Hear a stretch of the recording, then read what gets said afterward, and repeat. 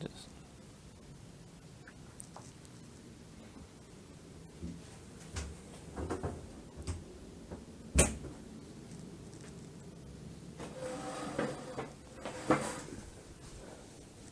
Hey there.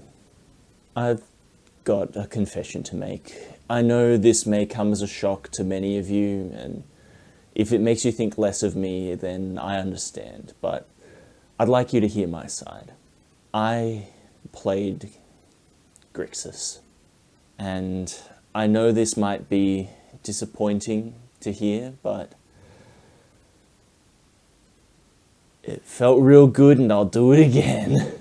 It's true, I finally gave up and decided to play some good cards. This was actually one of the more interesting net decks that I've done, because there are quite a few versions of Grixis which have performed recently, and the one that I took the most from isn't necessarily the best build to be doing right now. I took 3 lists from trusted sources and compared them all side by side to see which slots stayed the same and where I had a bit more flexibility. The mana base and sorcery suite were the most consistent, and the biggest changes in the instance seemed to be where the baubles were added to complement the addition of Cory Steel Cutter. Once I had that locked down, I looked to where the differences were to see what spots had been swapped out for what. Immediately I realized that each deck had exactly 4 1-drops, of which 3 were pointed, and the only consistent one was the only unpointed one, Dragon's Rage Channeler. For reasons of having 8-point mana, I didn't want to commit to the green splash, so my 1-drop suite was set. At this point, I realized that the easiest version for me to build would be the one that Juzza won TMC with, even though it's actually pretty different from the other versions that I looked at. With main deck, Pyrogoyf and Price of Progress, it's got a fair bit more direct damage than either of the other versions. I also decided to give Snapcast a major spin since I had an extra point and it's always on the verge of being played. It just never makes that points cutoff, so I really wanted to give it a go. I especially wanted to compare this list to the Bug mid-range deck that I've been playing previously. I said last week that I felt that Grixis would be just that bit more streamlined, more efficient, but I was actually wrong. It's so much better than that. You don't realize until you're actually playing with it how much difference 1 mana can make. For instance, here's 2 mana, right? And here's 1 mana. That's twice as much mana! It just felt so much smoother to play this build of Grixis compared to Bug. It was easier to cast my threats, easier to cast my interaction, easier to multi-spell, draw. Yeah, sometimes my interaction didn't line up perfectly, but it's so much easier to cast, who cares? Now, my mana was not the best, and I definitely didn't retool the mana base properly for 8 points, but that's something I can fix pretty easily. And as it was, even in games where I paid as much as 12 life before my opponent laid a finger on me, I was just able to control the game because of the tempo that I gained from the lands and the spells that I had. That happened in round 1, game 1, when I fetched 3 shocks so that I could take their Trinisphere off an Inquisition of Kozilek, Fatal Push their Barragoyf, and then reanimate their Barragoyf, force them to kill it, and cast my own Barragoyf. It's pretty hard to lose games that go like that. That's not to say that there weren't interesting decisions. For instance, in game 2, I kept a hand with 2 basics, Island and Swamp, and a Daze and a Fatal Push. I actually chose to sequence the Daze here first, even though it's worse tempo than Push, out of respect for the explosive ability their deck has to deploy prison pieces. Round 2, I won my first game on the back of playing into a potential Flage Escape multiple times, which I only got away with since they were stuck on 3 mana the whole game. Game 2 though, I made some messed up Goyf math and blew a counterspell preemptively on a non-licensed hearse, even though it couldn't have got the Nether Goyf below the size that I cared about. Game 3 though had one of the best decision points of the night for learning purposes. I'd pondered Tamiyo and Brainstorm to the top, and after my next draw step, I passed with this hand and 3 mana open. My opponent cast Thoughtseize, and I did nothing. There are a whole bunch of lines here. Counter the Thoughtseize, snap for no value, snap main phase for ponder, Brainstorm to protect the snap, which can flash back Brainstorms if I still want to flip Tamiyo, and I did nothing. I wound up not even spending my mana at all this turn, and getting put way set behind on tempo.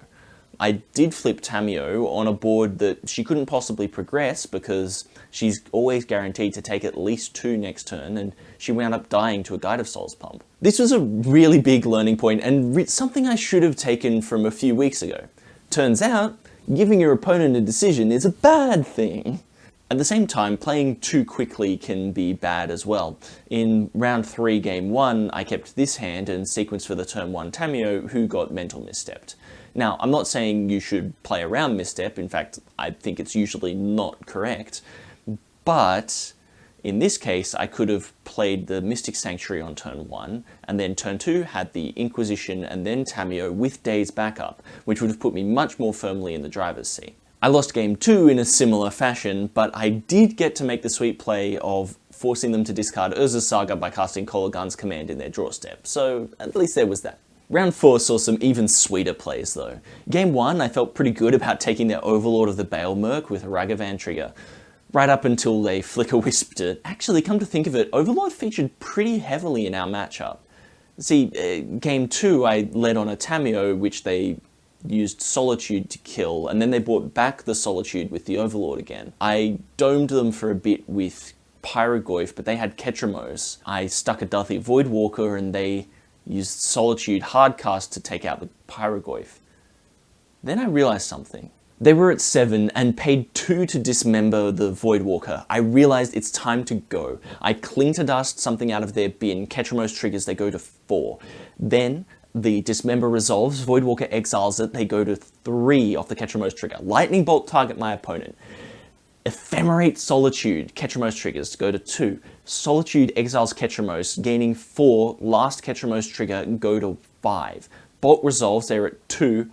They can't attack because Solitude just entered the battlefield, so they pass back to me.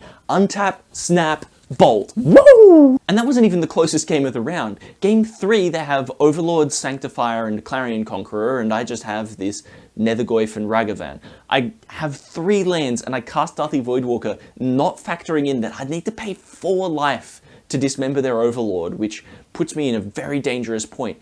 This is still probably the most winning line since all I have is Daze and Inquisition. They've got like 5-6 lands and they're hellbent. So I swing out with everything, allowing them to eat the Ragavan with the Sanctifier, but I managed to take the game on just 1 life. The biggest takeaway for me from this week was that I am capable of finding great lines at critical moments.